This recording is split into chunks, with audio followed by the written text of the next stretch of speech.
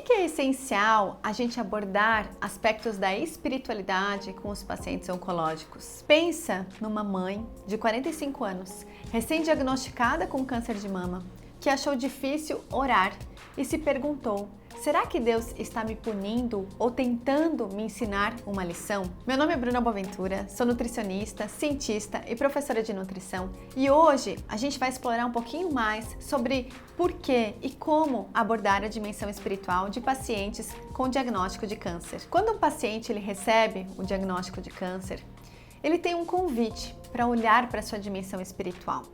É um convite para resgatar muitas vezes a força da sua dimensão espiritual. Uma das principais características de olhar para a dimensão espiritual para pacientes com câncer ou para pacientes com doenças muitas vezes terminais ou pacientes paliativos é auxiliar no que a gente denomina como coping, que é o enfrentamento. A gente tem na área da espiritualidade um questionário para avaliar o quanto que aquela pessoa ela está vendo a doença de uma maneira negativa ou positiva. Será que ela está usando a espiritualidade de uma maneira que está ajudando a enfrentar de forma positiva, ou a conexão com a espiritualidade está mostrando algo negativo ou de forma até punitiva, que está prejudicando o enfrentamento da doença? Algumas questões que são abordadas sobre o coping positivo, por exemplo, é se a minha espiritualidade está me fortalecendo nesse processo, se estou me conectando mais a Deus, a comunidade, a aspectos religiosos.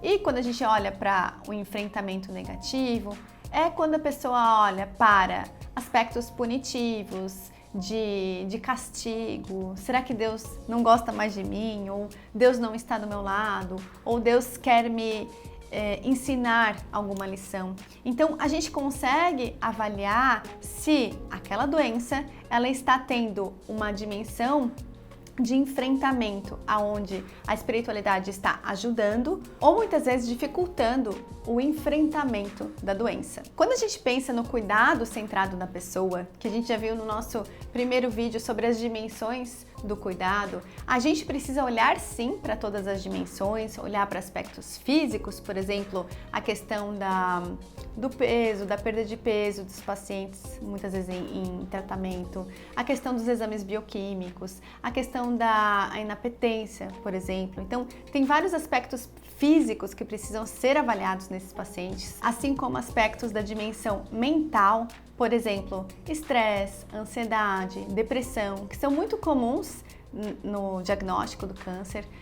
Também olhamos para a dimensão social, onde a gente tem toda a questão do papel daquele indivíduo na sociedade, no trabalho, as questões financeiras.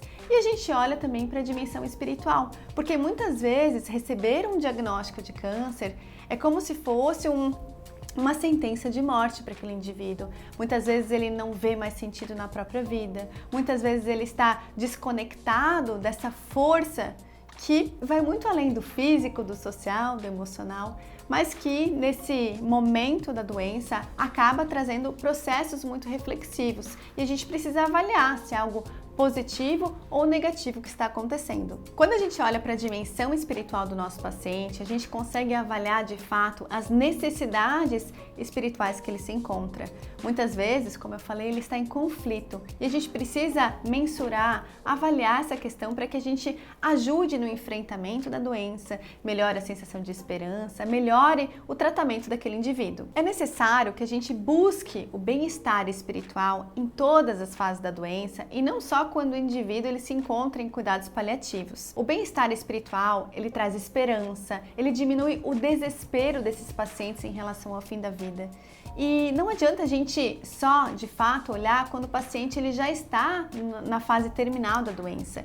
As necessidades espirituais, muitas vezes elas não estão explícitas no início, no diagnóstico, mas elas permeiam todo o cuidado que o profissional de saúde deve se atentar. Tem um estudo que eu gosto bastante, que ele foi feito com pacientes paliativos, mas que ele fala um pouco sobre algumas características qualitativas, sobre como os pacientes se sentem. O nome do estudo é Se Deus Me Quisesse Ontem, Eu Não Estaria Aqui Hoje. E ele fala um pouquinho das percepções desses pacientes.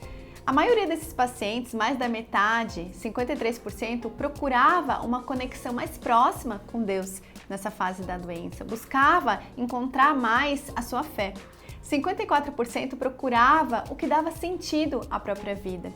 E 50% procuravam um significado para essa experiência com o câncer. Eles também relatavam como as práticas religiosas, a oração, a meditação, a leitura de escritos religiosos auxiliava no enfrentamento da doença. As crenças espirituais também eram um ponto que esses indivíduos colocavam como importante ao se exercitar a espiritualidade, ou seja, ter uma tranquilidade que o melhor iria acontecer. A transformação espiritual também era um aspecto que os participantes relatavam como entender um pouco mais desse processo entre a vida e a morte.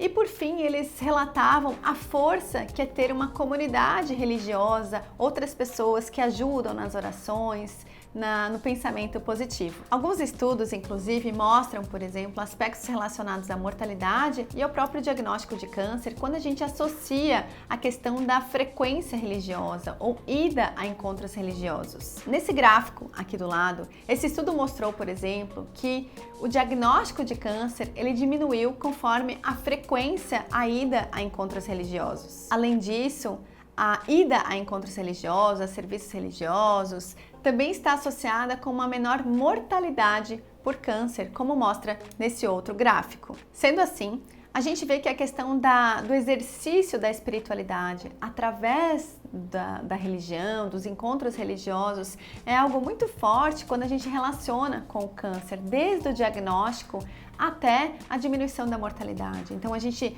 tem menor diagnóstico, a gente tem menor mortalidade quando a gente tem esse exercício aumentado da espiritualidade. E quando a gente pensa sobre os efeitos positivos de exercitar a espiritualidade, a religiosidade, a gente tem, por exemplo, a redução de ansiedade, depressão, fadiga, tontura. Também diminui a questão da preocupação e diminui a percepção de dor. A gente observa também uma melhora no bem-estar geral do paciente com câncer, melhorando a qualidade de vida, o senso de esperança, melhorando a capacidade de ver um sentido para a doença e aprender com a experiência da doença. E como a gente pode abordar sobre a espiritualidade com o nosso paciente? Os pacientes, eles não esperam que a equipe de saúde, nutricionista, médico, enfermeiro, vá resolver os seus conflitos espirituais.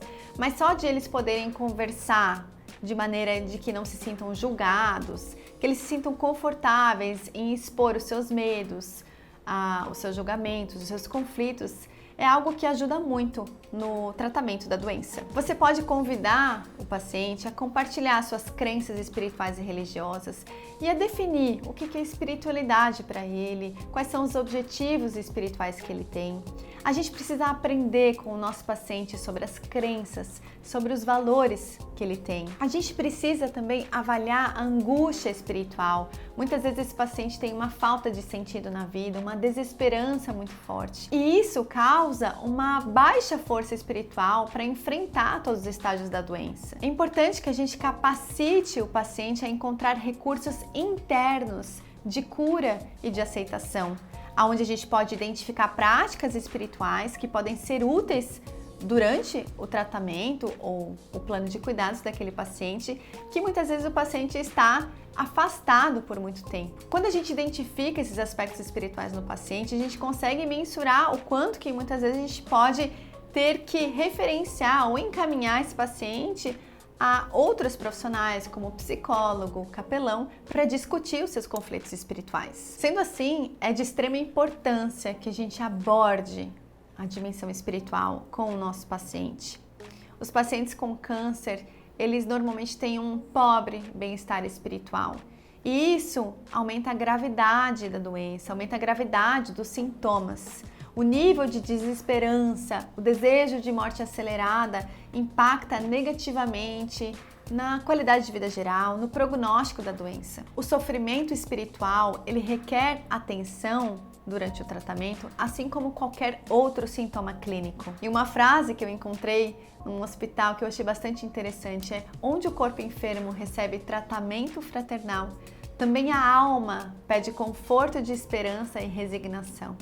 Então, quando a gente trata um paciente com uma doença física, a gente também precisa olhar para as dimensões que vão impactar naquele corpo. Se você gostou desse conteúdo, se você quer mais insights como esse, compartilhe, me siga, se inscreva aqui no canal.